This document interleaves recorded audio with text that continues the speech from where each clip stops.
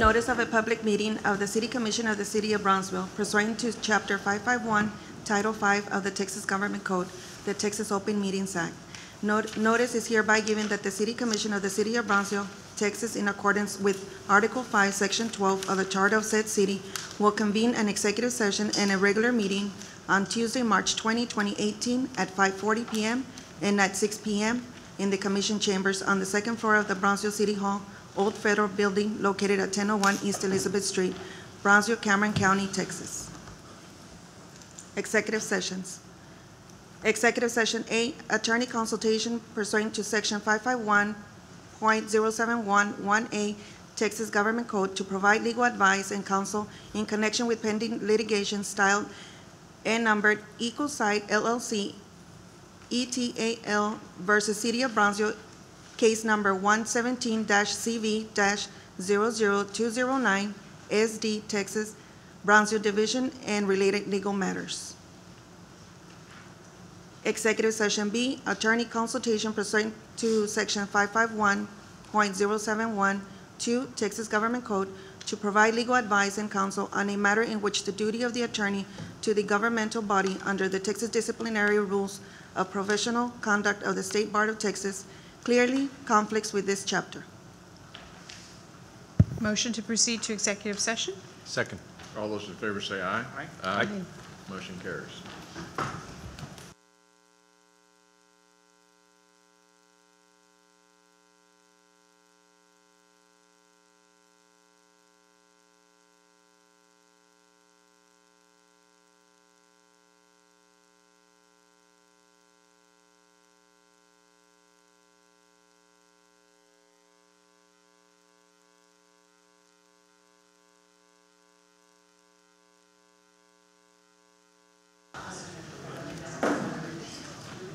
Please stand to begin the regular meeting with the Pledge of Allegiance. Okay. Everybody please stand. I pledge allegiance to the flag of the United States of America and to the republic for which it stands, one nation, under God, indivisible, with liberty and justice for all. On the Texas flag, I pledge allegiance to thee, Texas, one state under God, one indivisible. Brett. Let's pray. Father God, we thank you for your love, your grace, and your mercy, knowing that you love us so much more than we deserve, and yet we thank you. We appreciate it. Lord, we ask you for your wisdom and guidance in this meeting here today. We humbly declare that you're the one that knows the beginning from the end, and we ask you to reveal what we need to know for this meeting here today. Lead and guide our mayor and our commissioners and every presenter for the best for the city of Brownsville. In the name of Jesus Christ, amen. Action on items discussed in executive session. Action Executive A, action to proceed as advised by attorney in executive session. So move. Second. All those in favor say aye. Aye. Aye. Motion carries. There's no action required on B. Mayor's activity update. Okay, just a real brief reminder. And first of all, today's the first day of spring, so happy spring. And the second thing is we're having the Pan American, the run, the binational run for the telethon this Saturday. Ramiro, is he somewhere around here? Anyway, it starts at 8:30. You can register online. And to be fair, some of the members of the Brownsville Trailblazers also had called. They had also scheduled a run that day, starting at the event center. So I would love to have everybody run everything, but not everybody can run everything. So, but to be fair to everybody, their event was scheduled, and then this came from different scheduling sources. So we didn't mean to interfere with anybody's schedule, but that's what's happening this Saturday. I hope everybody's there. Enjoy it. And we're going to go to Matamoros. Okay. I'll add to that. Commissioner's activity update. Oh, so sorry. I'm so sorry. I'll add to that it is going to be a very active Saturday with both of those runs going on. So be careful with pedestrians and runners and cyclists on Saturday. Give them a shout out in a positive way. Honk your horn, say something nice, and really understand this is probably the most number of people that will be running in Brownsville perhaps ever at one time with both of these runs going on, so that's exciting. I wanted to give a shout out to the Brownsville Convention and Visitors Bureau. They've been very active, and I've enjoyed being on their board these last few months. They would like to remind everyone they had a great turnout for the Latino Comic Expo for the first time held here in Brownsville. They hosted the Preservation Texas Summit, which was delightful. If you have not heard about that, Mr. Roberto Ruiz won a very prestigious award. McAllen Travel and Health Expo as well, what happened is, and the Harlingen Winter Texan Appreciation Day. A whole host of other things going on. They are working with BCIC in the Discovering Brownsville campaign and with GBIC for their retail development campaign. So keep up the good work and give them a shout out as well. Thank you, Commissioner. Anyone else? Yes, Mayor, I'd like to add on, in terms of economic development, thanks to the good work that Commissioner Tetreault laid last year, this year, we are now poised to get Greyhound back to the city of Brownsville. After many years, they are now back. They will be, I guess, refurbishing buses. It's part of their long-term strategy here in the city of Brownsville, so they will start actually hiring in the next couple of weeks. That's one of the goals that this commission has set, because at the end, if we can get better paying jobs in the city of Brownsville, we know the quality of life will improve for everybody. So I want to thank Commissioner Tetreault, everybody on GBIC, and the city for helping us put this together. Thank you, Commissioner. It was a team effort, very big team effort. And just a quick update to let everybody know that this last week I started working with city staff, looking into our animal shelter. It is a wonderful facility. We have a lot of animals that are so deserving of love and homes. And one of the goals that I have been trying to work for with Commissioner De Leon for years now is to figure out a way to make our shelter a no-kill shelter. It's a very hard thing to do and very expensive. But there are so many animals who are deserving of life and good homes. And I know that if we put more effort and work closer with our rescue groups, we can really, really bring that number down and work towards that goal. So I am so grateful to city staff for working, and we're working to implement a plan to start moving in the direction to drastically reduce what our stats are right now. So I really appreciate all of the support from the community. And a lot of people ask, how can I help?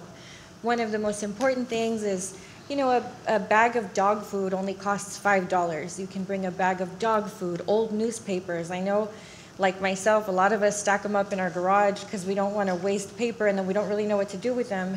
The shelter will take them. So any kind of old mats, bath mats, things like that, these pups and kitties really appreciate it. And so always remember, adopt and don't shop. So that's my message today, and please support the city's effort to lower our rates. And the biggest way to do that is not to pour a lot of money into it, but to start getting these pets really good homes. So always encourage it, remind your friends, and I appreciate it. Thank you. Thank you, Commissioner. Next, we have presentations. We have the Jefferson Davis Committee. Commissioner De Leon, are you going to make a present? Oh, there you go. Honorable Mayor and Commissioners, good evening. Tonight we have Ms. Cristina Patiño-Hull, who is representing Arte Cívico and Frontera Progresas, and she will be giving a short presentation regarding a short meeting they had on the Jefferson Davis Committee. Thank you.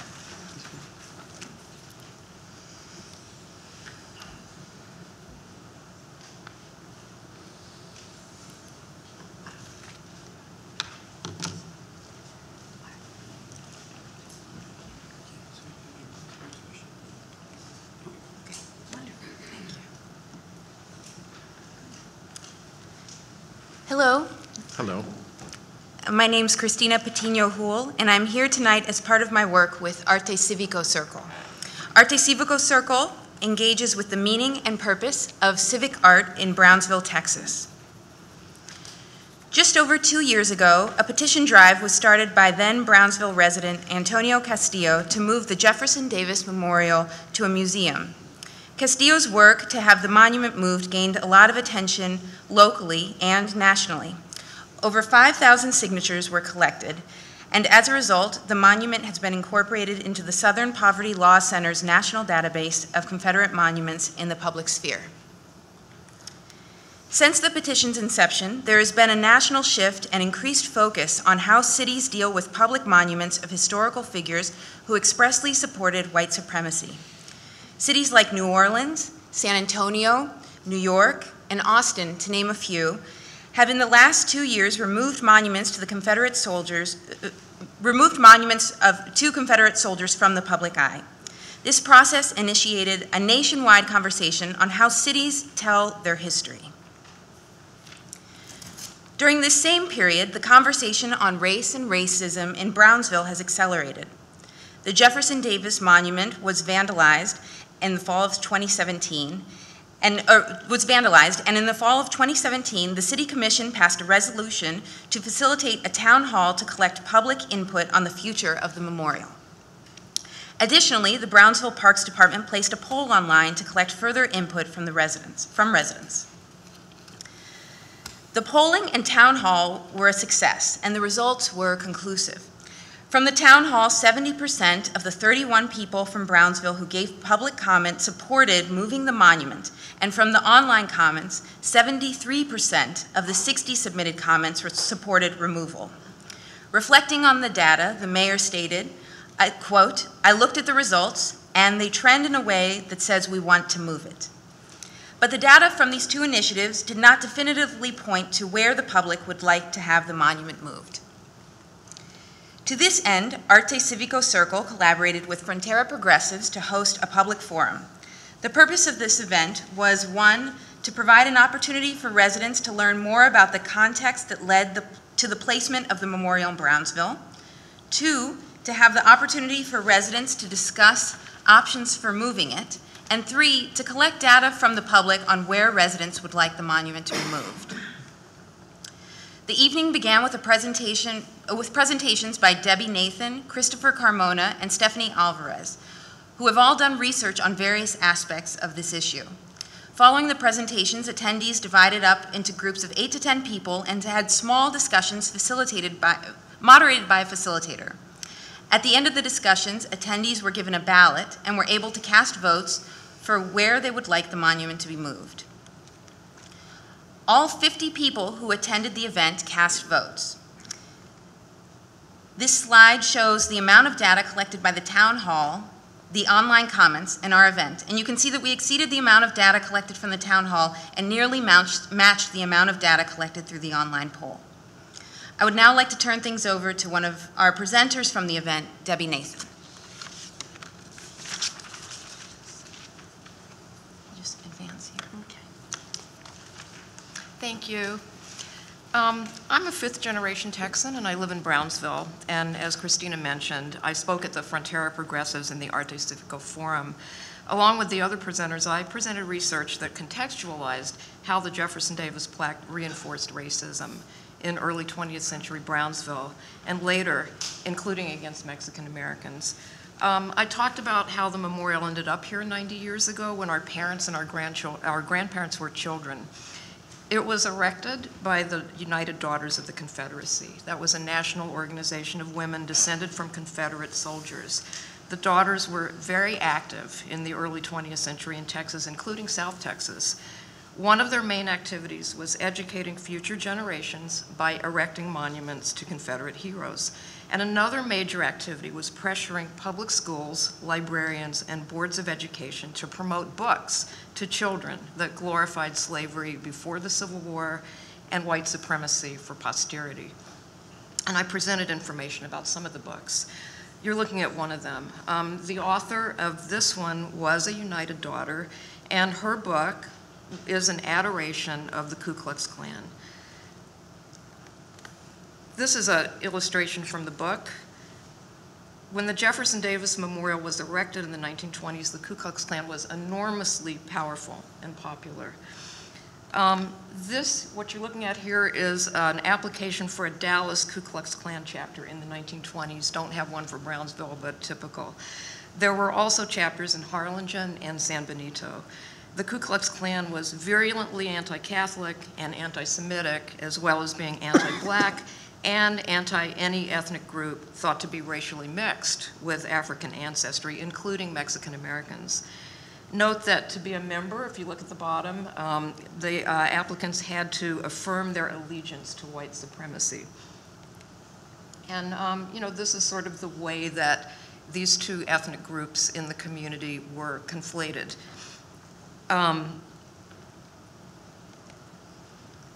Going back to that book, note that the author writes that its purpose is to inspire children. And the book was endorsed by the United Daughters of the Confederacy. You can see this here. It was endorsed for use by school children. And I also presented about this book, which the Texas Daughters recommended for English classes, high school English classes. And it says that the natural condition of blacks is slavery. This book I discussed as well. It was for very young children. And it features an elderly slave explaining in dialect that black people are inferior because when God first made humanity, he put everyone in an oven, or in the sun, I guess, in the sun to dry, and the lazy ones fell asleep and they got burnt to a black crisp, and so they're eternally defective. And if you look at that closely, you'll see a repetition of the N-word several times. Finally, I found a 1927 Brownsville Herald article reporting that when the Daughters came here to install the stone, dozens of little white children tossed flowers before the monument. And all this shows that when the United Daughters of the Confederacy added children to the Brownsville festivities, their purpose was to glorify and promote white supremacy so that it would be passed on for generations.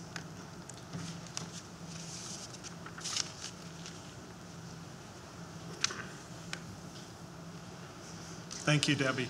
My name's Mark Caswan. I'm an associate professor of political science at UTRGV, but I am here as a member of Frontera Progressives, one of the co-sponsors of the public forum. As Christina noted, at the forum following the presentations that Debbie just discussed, the 50 members of the audience broke up into small groups to deliberate over a set of options, which you see on this slide.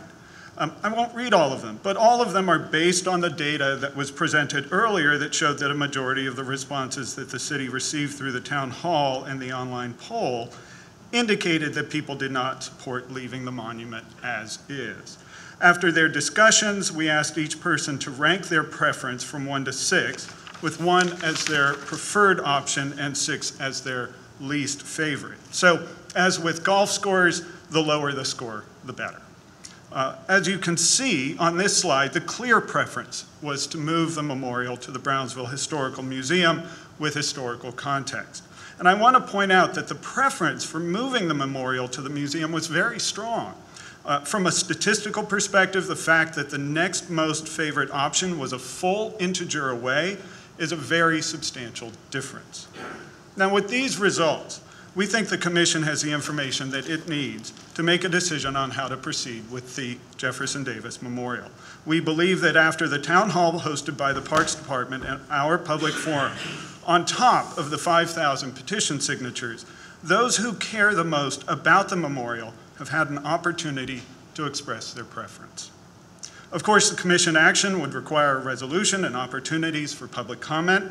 We also realize that there are practical matters to be considered, such as budget estimate, allocation of funds, as well as determination of whether to move the whole rock or just the plaque and how exactly it should be displayed, so no action is likely to happen immediately.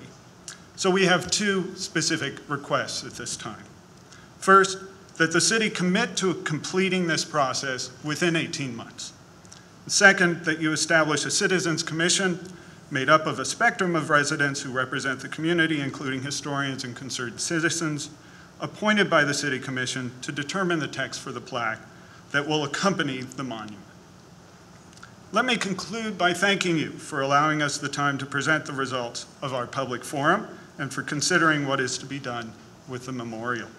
We want to emphasize that we are not trying to erase history. Our goal is to preserve it, but to place the memorial in an appropriate historical context so that we and our children may learn from the past and endeavor not to repeat our mistakes. Thank you. I want to thank you and all the people who participated I thought it was a very, very thoughtful, very educational, and well done. So I think I speak for the rest of the commission in saying thank you so much for your time and your talent. This is the kind of stuff that we all live for in democracies. So appreciate it. How about a round of applause for these people?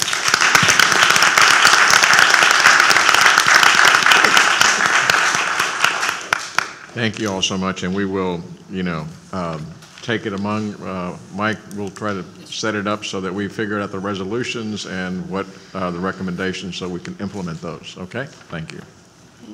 We have consent agenda items A through R. Motion to approve? Second? All those in favor say aye. Aye. Motion carries. Next, we Item number have 5.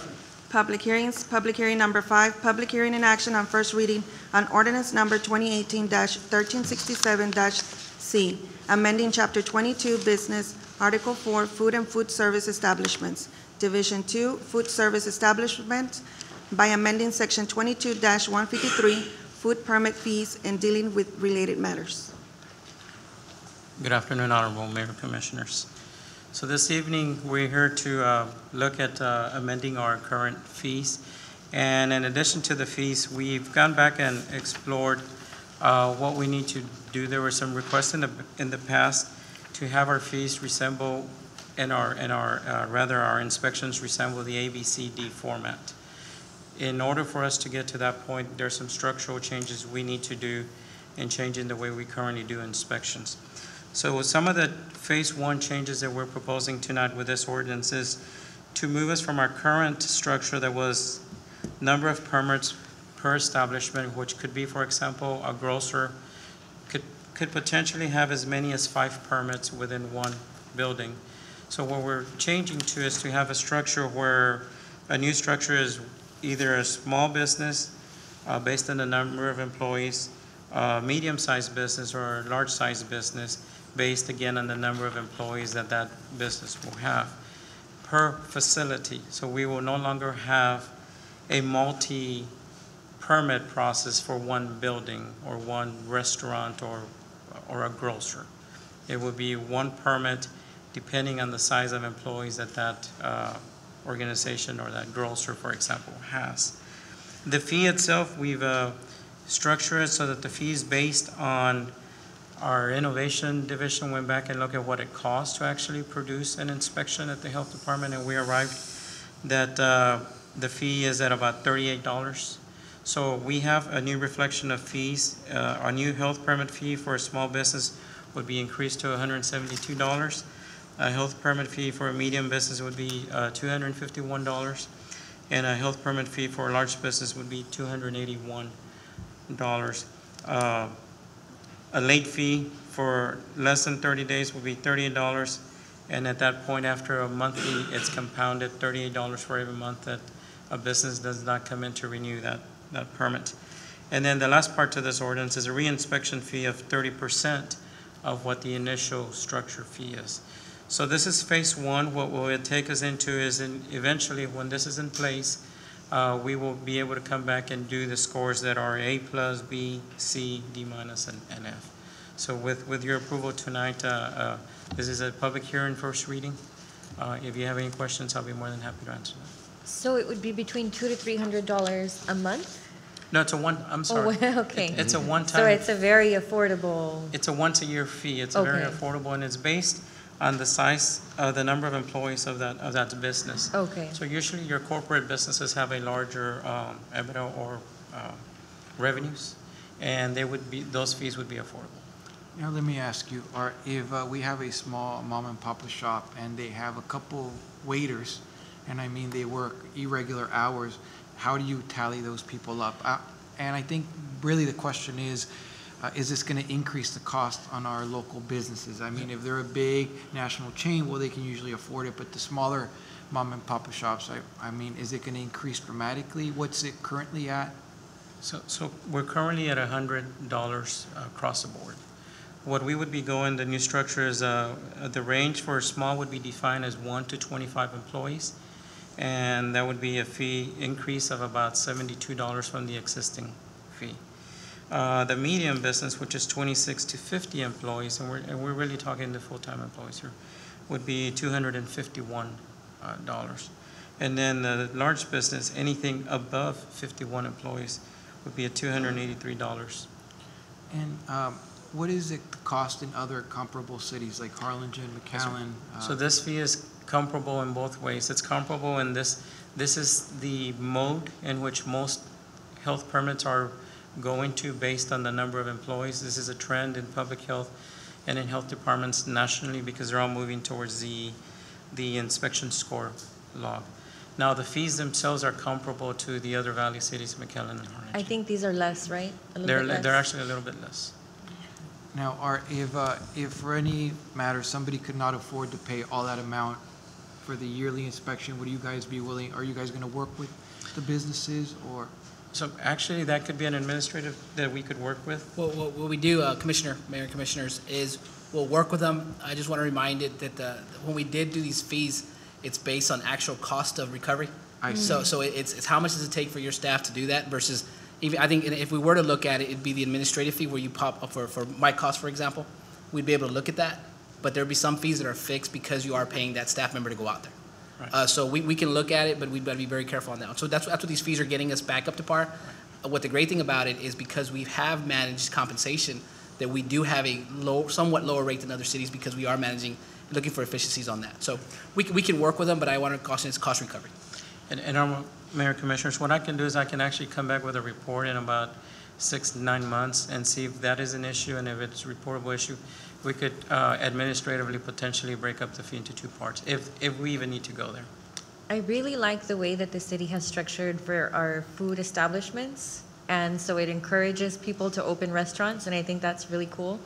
I think it would be really cool if we could see other departments in the city lower our rates as the health department has for our restaurants. And Commissioner, that's exactly what we're doing. We're looking at that, at how we can offer it. What you'll find part of these fees, it includes the efficiency, is we would have an inspector for a big corporation there for 3-4 hours because they had so many for a deli, for a meat market, for different areas. So they had like 5 different permits here. One shot, we're in there and we're out, and an H-E-B, other grocers will love that. It's the efficiency that we're getting to. I like that the city is moving that direction. Thank you. Thank you. Thank you, Art. Like I said, this is kind of like a health issue, so being in that business, I can appreciate it. Anyway, this is a public hearing, first reading, so is anyone else here on this issue? Seems to have been very well thought out, at least from my perspective. If not, I'll entertain a motion to close. Motion to close public hearing? Second. All those in favor say aye. Aye. Motion carries. Motion to approve? Second. All those in favor say aye. Aye. Motion carries. Public hearing number 6, public hearing in action on first reading on ordinance number 2018-911-H, amending Chapter 46, Article 1, letter by amending Section 46-47 and adding Section 46-51, signage and education requirements and dealing with related matters. Honorable Mayor and Commissioners, this item is a follow-up to the original ordinance that, as you may recall, the state of Texas made us come back and remove the probationary fee section of the past ordinance. When that was done, we ended up with a current ordinance that, through one reason or the other, omitted a section on handles. After considerable discussion with our local grocers and our local vendors, they felt that was a part of the ordinance that we need to go back and rectify. So what we're doing here tonight is we're actually going back to the ordinance and adding that language to this so that we can go back and have it as close as we can to the original ordinance before we actually reduce the language for the probationary fee. There's 2 parts to this. The second part to this is we also added a signage and education requirement to this, and basically what this does is this allows us to ask anyone who has a large parking lot and it's broken up into different sections would now be required to post at the very least 1 sign, and if you have as the signs increment, the parking spaces increment, the requirement for signage goes up by 1 more sign incrementally, and we're actually going to have a campaign to get out with the businesses so that we can highlight what are the specifics within the signage requirements. We're not going to be out there to enforce in a negative way, but the real issue out here is to do outreach and allow the people to know that the ordinance is in place and allow the business to actually have the proper signage in place. We will be producing the signage, so a business can actually come and get a sign for us for the first year at no charge. But if they want to produce their own signage that is congruent with their marketing, they are more than welcome to do that. Thank you. And you mean a sign about not using plastic bags? About the ordinance and the plastic bag issue. Very good. This is also the first public hearing. Anyone here on this issue? Now I'll entertain a motion to close. Motion to close public Second. hearing? All those in favor say aye. Aye. Motion to Motion. pass?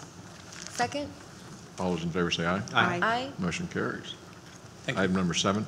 Public hearing number 7, public hearing in action on first reading on ordinance number 2018-1643, an ordinance of the City Commission of the City of Brownsville, Texas, approving a negotiated resolution between City and Texas Gas Service regarding the company's cost of service adjustment, tariff filing, and dealing with related matters. Good evening. I'm Timothy Sampek, the Assistant City Attorney. Mr. Mayor and Commissioners, this is an agreement that came through our outside counsel with the Texas Gas Service that has to do with the calculation of the cost of service adjustment on your gas bill. This was worked out for the RGV service area, and the first proposed rate adjustment under this would be submitted May 1st, at which time the city can look and make sure that they're following this agreement. So outside counsel asks for your approval. Okay. Public hearing. Anyone here on this issue? Now I'll entertain a motion to close public hearing. Motion to close public hearing? Second? All those in favor say aye. Aye. Motion carries. Or motion to approve. Motion to approve? Second? All those in favor say aye. Aye. Motion carries. Thank you, Tim. Thank you. Item number 8. Next, we have public comment period. We have 2. Okay. First one is Ms. Rose Timmer.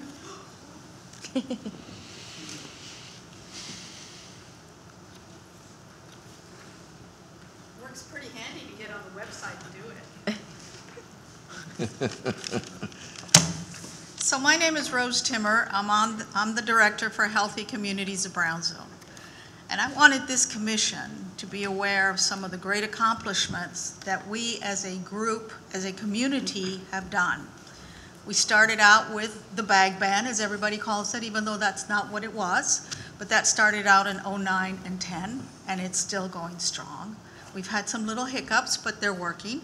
We've also had the Robert Wood Johnson Health Cultural Change Award, which was wonderful. It said Brownsville was healthy, and we all worked very hard to make that happen.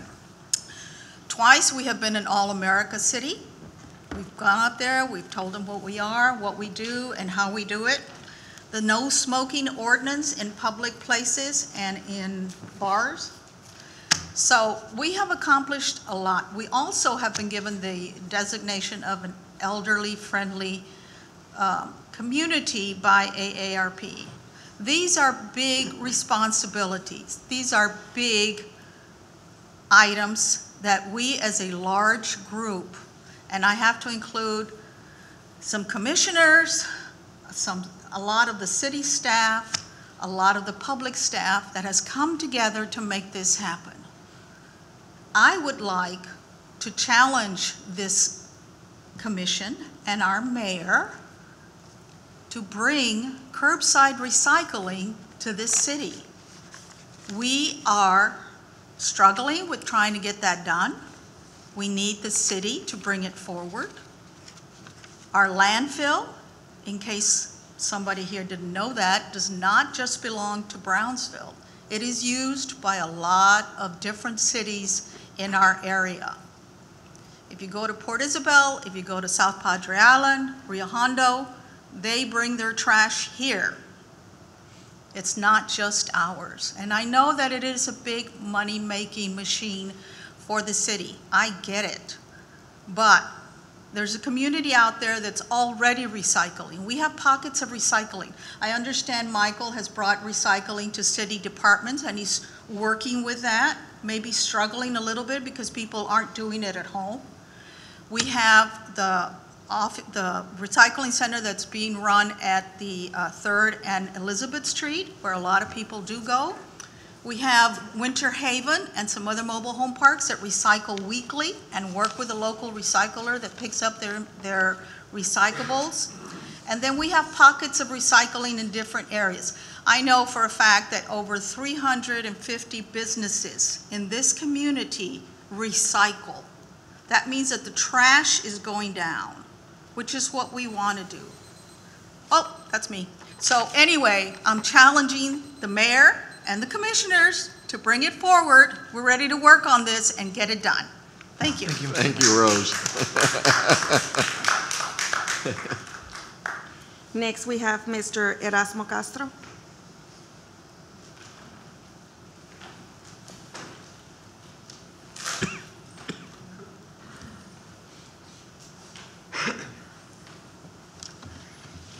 Good evening.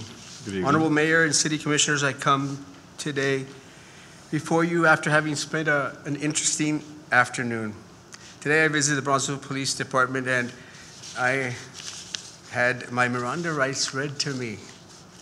I visited with 2 of our City of Brownsville Police Department detectives and was reminded of my right to remain silent.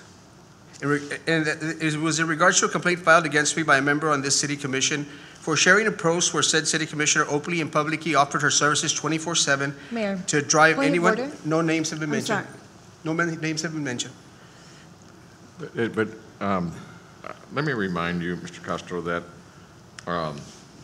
the address has to be to the commission as a whole. Do not direct. It is, I'm getting there, Mayor. Okay, but not to any individual member. No, not at all. And I have not made mention of any individual member. Yes, sir, I've read, can I start again? No, Yes? you're going to have Thank to. you. Unfortunately, you. Oh, I appreciate it, thank you. I believe this is to be very commendable and was motivated to assist this City Commissioner proclaiming her good deed of the day. Proclamation worthy, I would call it. But as the saying goes, no good deed goes unpunished. I want to thank the Brownsville Police Department for being kind and courteous during today's visit. I don't blame them in any way or shape or form. Well, at least not yet. They're just doing their job. But my question today is, what exactly is their job? Their mission statement is to protect and serve. It gives a fragrance of fairness and equality.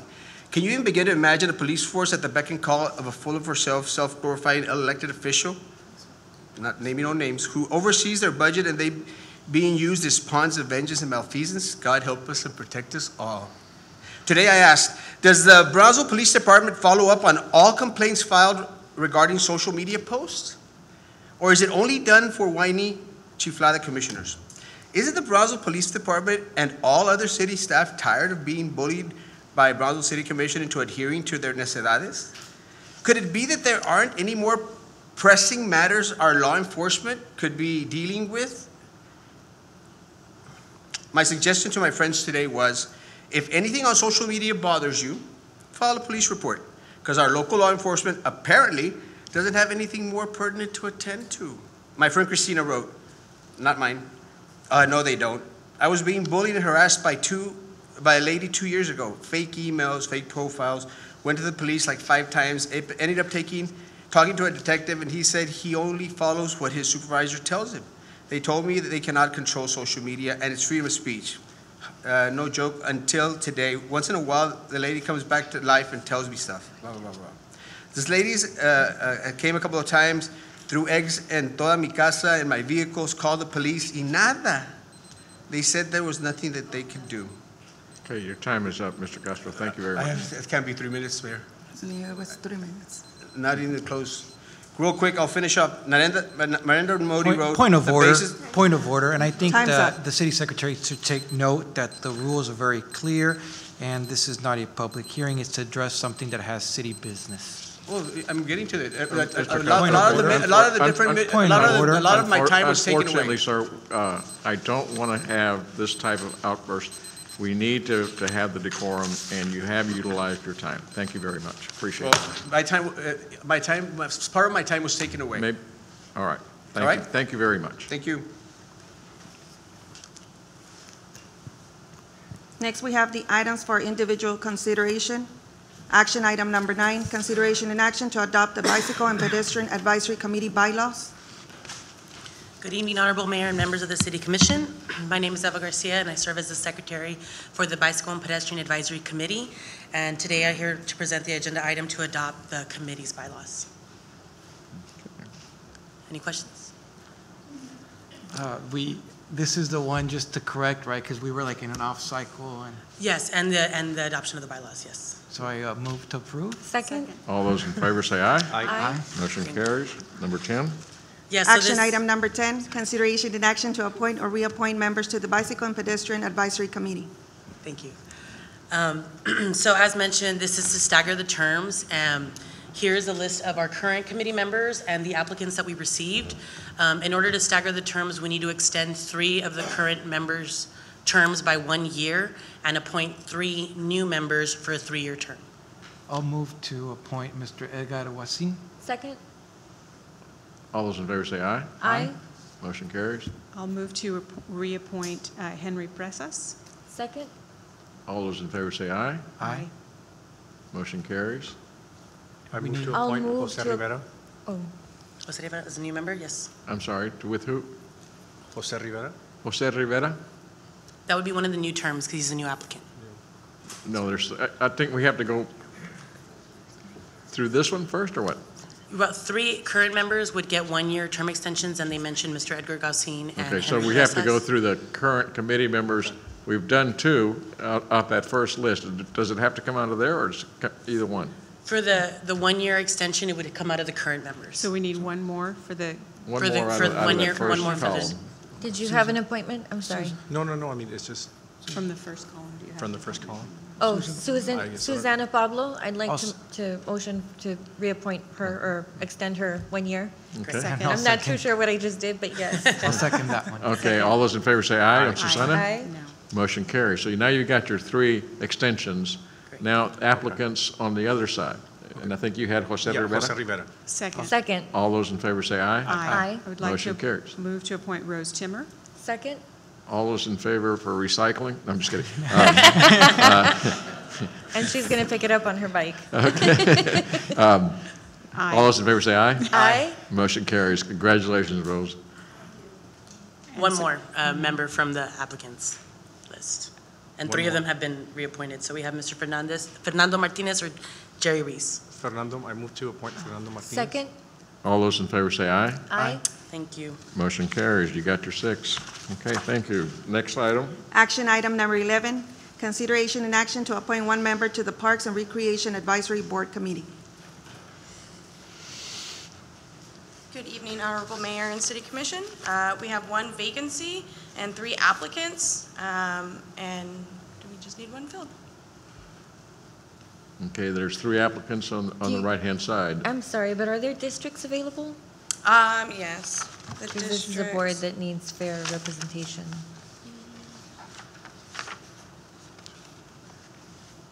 It should be.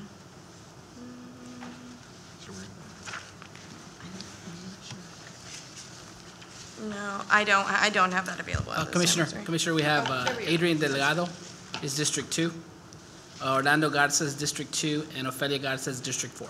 Okay, I'll move to appoint Adrian Delgado. I'll second. Okay, all those in favor say aye. Aye. Aye. Motion carries. There it is. Action item number 12, consideration and action to appoint and/or reappoint members to the Brownsville Public Library System Advisory Board.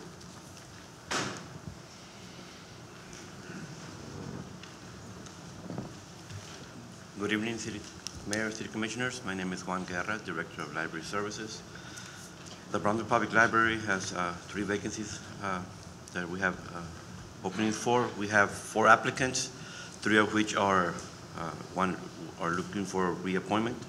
Their names are Graciana de Peña, Merrill Hammonds, and Ms. Karen Peña.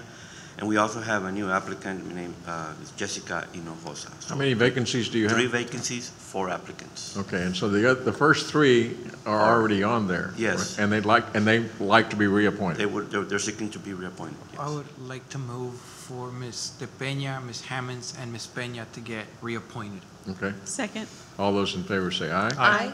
Motion carries. Thank you. Thank you. Action item number 13, consideration and action regarding appointments to the City Board of Adjustment.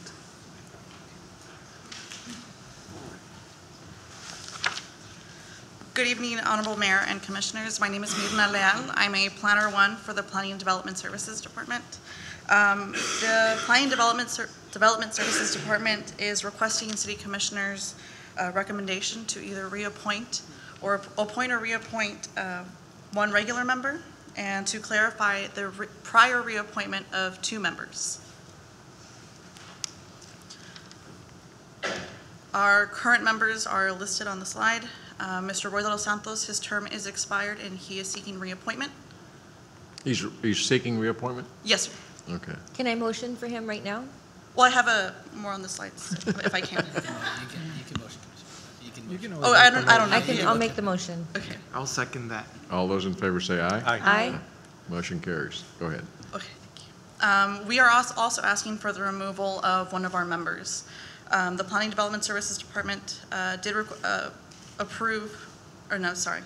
Mr. Torres was approved last May 16th of 2017, but on his application, there was no contact information. He did provide a work address, which is in Lyford. No home address, no phone number. We have not been able to contact him. He has never taken an oath, and he's never attended any of our meetings. So we are asking for his removal. Would we need to substitute him for somebody else, ma'am? Yes, the local government code calls for 4 alternates and 5 regular members. Currently, we are actually unaware of who our alternates are, as I will go over on the there was another slide. We need to clarify also, back in May 16th of 2017, Mr. Donald De Leon and John Kinch were reappointed to the board, although there was never clarification on whether they were a regular member or an alternate. Mr. Kinch has served as the regular member because Mr. De Leon was out of town working with FEMA with hurricanes and everything that was going on. So we would also like clarification on who is a regular member and who is an alternate, as well as the removal of Mr. Pedro Torres. Okay, so we should, so there's one, the removal of Mr. Torres. Yes. And then there's the issue of who's a regular member and who's an alternate. Yes, Okay, and the reappointment of Mr. And so Dos Santos. thus far, John Kinch has served as a regular because that alternate has never shown up, right? No, Mr. De Leon, Mr. De Leon has been out of the state of Texas working with FEMA. Kinch is the alternate for De Leon. Oh, Kinch is the alternate for that. Okay, so I think the first motion would be to remove Pedro Torres for lack of. So moved. Second. Okay, all those in favor said say it. aye. Aye. Aye. Okay, that happened. So now that one's gone. So now we need clarification on who is a regular member and who is the alternate member. I'm unclear as how many people are supposed to be there. How many regular members? At the meeting, May 16th, 2017, there was 1 regular member needed and 1 alternate member needed. No, you're showing us the list. So how many of those are supposed to be regular? 5. And 5. 1, 2, 3, 4, 5. I don't know, And but so who's attending? Is it Mr. Kinch is attending and Mr. De Leon is not? Yes, sir. Okay, so why don't you put Mr. Kinch? So I'll move to appoint Mr. Kinch as a regular member and Mr. Donald De Leon as an alternative member. Okay. Second. All those in favor say aye. Aye. Motion carries. Thank you very much. There you go. You got clarification. so we didn't appoint anybody new? Action item number 14, consideration and action to appoint or reappoint members to the Civil Service Commission. Mayor, Commissioners, the Civil Service Commission allows the city manager to appoint members to the Civil Service Commission. At this time, I have met with the police and the fire department unions, and we've come up and said, okay, let's put 1 from the fire department, 1 from the police department, and then 1 from the city management. So I'm asking to you approve the slate for George Green, Marco Longoria, and instead of Lydia, Santiago Galarza. So it's George Green, Santiago Galarza, and Marco Longoria. I approve, if you could move to move that slate. That would be removing Andres Vega. Yes, it's, Because they're expired or they? the terms are expired. The terms have expired, and then in negotiation with, and we're talking with the police and fire, we thought it'd be a good idea to have an individual representative from all the departments, and this is somebody that they selected to see how we can come up with it's kind of working together. So That was a slate that I've identified. Again, Ms. Lydia Gonzalez has not requested to be reappointed. So Santiago Alarza has a request, and then George Green is for the police department, and Marco Longoria is for the fire department. And that's what they requested, correct? That is at their request, Mayor. Okay. Now, if I may, Ms. Lopez, I'm going to move the table just so I can get an opportunity to actually meet with the two unions, because I know that this has been a problem in the past, and that's why we went the direction of 1-1 and then a citizen. Yes. We want to make sure that unions. I just want to make sure everybody's on the same page. That's at your wishes. Okay, there's a motion to table. Is there a second? All those in favor say aye. Second. Aye. Motion carries. Thank you. Yeah, go ahead, let's get it in writing or whatever. I will get it. And they did the applications, I do have that. Action item number 15, consideration and action to enter into an interlocal agreement with Cameron County for a bridge advertised campaign. Again, Mayor and Commissioners, in partnership with the Cameron County, we are looking to advertise the bridge as we do with our sister cities, is advertised coming to Brownsville and what the bridge can do for access. So this is the city will doing $15,000 in partnership with the county. The county will put $15,000 of their own, and we're just advertising our bridge to kind of encourage individuals to come here. Neighboring cities do advertise their bridge. We're just trying to comply as well with the county. Okay. Is that just one bridge or all It's just three? our bridge, correct. It's a bridge where we get a 50-50. Veterans. Yes. I hear a motion. Motion to approve? Second. All those in favor say aye. Aye. Motion carries. Item number 16.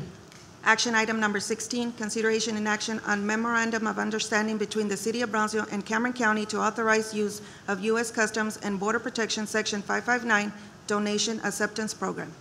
Mayor and Commissioners, again, with the bridge, the Homeland Security has a Section 559 donation acceptance, which allows for a community to pay for hours or extra hours to the bridge, to have open lanes, having pedestrian auto lanes. We thought it's a good time during Semana Santa to try this effort. We have to do the MOU with this Cameron County because they have the MOU with the Homeland Security. So we're offering up to open lanes during and work with the Border Homeland Security to see when is the proper time to open an extra lane. The way it would work is if they have an extra lane open and for some reason they find an infraction, they routinely close the lane and leave that lane closed. Now with us offering and paying for that extra manpower, personnel, they will leave that lane completely open. The expectation is you see more traffic from our neighboring or sister cities to come and money into our local economy. Okay. I think it's a good idea. I'm sorry. Would be at our request? That'll be our request. It'd be our request to the Cameron County. Cameron County does have the MOU in place with Homeland Security, so that's what we'd go to the Cameron County to use their MOU. If not, we are in negotiation with the Homeland Security to get our own MOU with them. But at this time, I thought it'd be a real good effort to have that. Cameron County did approve it yesterday, and they thought it'd be a great deal moving forward. Would this be at all three bridges or just? No, it's just the one. At this time, it's just a gateway. It's kind of a pilot just to test it out, see how it works out. Again, taking the recommendation from Homeland Security, they said that'd be our best investment at this time. Perfect. And if I may add, Commissioner Munguia, there's been talk, they've always wanted to expand the Gateway Bridge because, I mean, the facilities are, I mean, they're pretty old and they've seen that they have a large pedestrian footprint. And so they've been always talking about expanding the bridge, and that's why we want to try out this new program. And if we can get more people, we get those numbers, then it's easier to prepare for the people in Washington to actually present that we want to expand the bridge. And I'd like to remind everybody that that bridge has what used to be the old yard for the customs. So there's about 2 square miles where we could actually expand, and that would bring a larger footprint and pedestrian, and that's where we could put some of these bike lanes and all that. So there's a big push to expand, so I think this is a good step. Okay, I'll entertain a motion. Motion to approve. Second. All those in favor say aye. Aye. Motion carries. Item number 17. Action item number 17, consideration and action to award a contract to SmartCom Telephone LLC for the broadband and commercial internet services for the Brownsville Public Library. Good evening, Honorable Mayor and Commissioners. At the request of the Public Information Services Department, the Purchasing Department solicited formal sealed proposals for broadband commercial internet services for the library system. These sealed proposals were received from 4 vendors and were reviewed and scored by the evaluation committee. The highest ranking firm was then contacted to negotiate a best and final offer. Staff was able to negotiate on the offer of the best ranked firm, which was SmartCom, a reduction of 18.97% off of their original proposal, which represents a $737 decrease. in the monthly cost.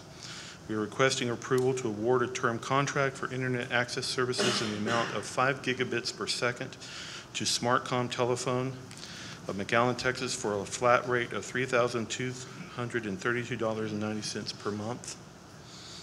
And this is taking our current bandwidth, which was with Spectrum Time Warner, from 1 gigabit per second to 5 gigabits per second, with a reduction in cost on the monthly rate. We also expect later this year, pending this contract, that we hope to be able to participate in the federal E-rate program, where we normally file every year. We expect an 80% refund back from the federal government on our internet broadband services as well. Motion to approve. Second. All those in favor say aye. Aye.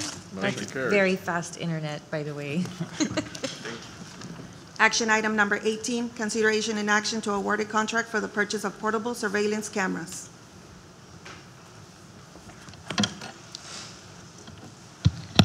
Good evening, Honorable Mayor, Commissioners.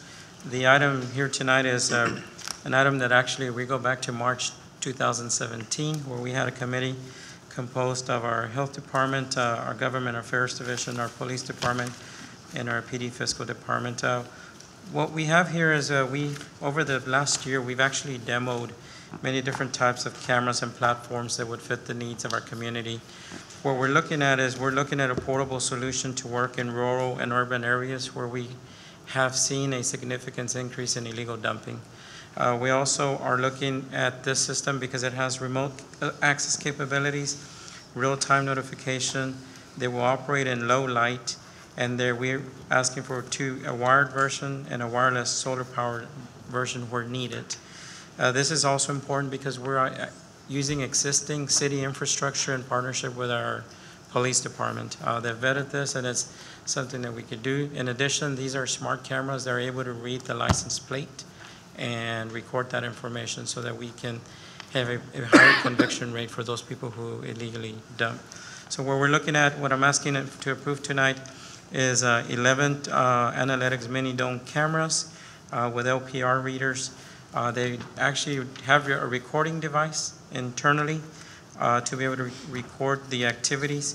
They come with a 24-month support package, and we've actually ordered 4 solar-powered packs that will be placed in certain cameras whenever we don't have electrical connections available. This item is, any questions? So these cameras can be moved around, right? They can be moved. They also can be placed. We were talking to the police department earlier today. We can actually put them in one in the skybox if we need, or in the utility areas. So they're very versatile, and that's something that we've needed in Brownsville for an ability to be able to convict illegal dumpers. On that note, just to make the public aware, I know that I've had situations along Coffeeport where people have been throwing, branches and leaves and garbage bags full of grass cuttings into the drainage ditch. And the health department actually was able to catch who did it and issue a fine. So if you ever see any kind of dumping like that or anything, now we have the cameras and the equipment to really start tackling these problems that have plagued us for years. Yes. So thank you. It's a step in the right direction. And just as a reminder, previously when I addressed this commission, I actually showed a return on the investment factor. We feel that through the convictions rates, we're actually going to recoup some of these costs of these cameras through just the fact that we'll be taking more people to municipal court. Motion to approve. Second. All those in favor say aye. Aye. Motion carries. Action item number 19, consideration and action to award a contract of services agreement between the City of Brownsville and the University of Texas Health Science Center at Houston in the amount of $45,000 to amend and accept a services agreement from March the 1st, 2018 to September 30, 2018. Honorable Mayor, Commissioners, good evening. This is actually a delivery system service agreement. What that means is we are the contractor. The UT Health System will pay us $45,000. This is a short grant between March of this year and September 30th of this year. It's what I call a gap funding, because we're changing funding source from the Medicaid waiver 115, and we're going into a USDA grant. So with your approval tonight, it allows our current person who was in the grant to continue working through the grant through the end of the fiscal year. Dr. Gowan, is this Receiving money, so that's a good Yes. thing. I always ask, I defer. Anything, when they start throwing Medicare, medical, I'm like, Rose. So I'll move to approve. Second. All those in favor say aye. Aye. Motion Thank you. carries. Does anybody want to have a motion to adjourn? Motion to adjourn? Second. All those in favor say aye. Aye. Motion carries.